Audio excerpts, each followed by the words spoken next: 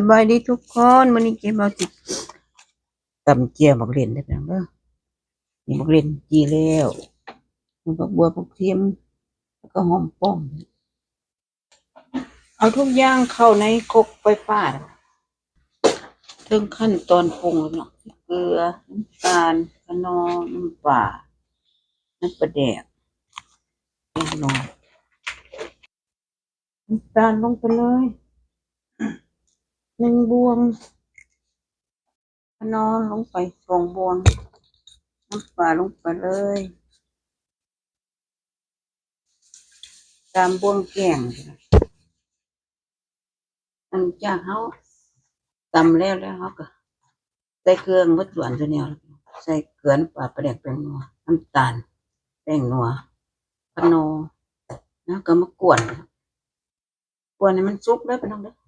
มันไปนอนให้มันสุกให้มันสุกแล้วปลาไว้เป็นเดือนก็บ่บดถ้าเราบ่คั่วเฮาเข้าออกตู้เย็นเป็นฟอดมันบดไว้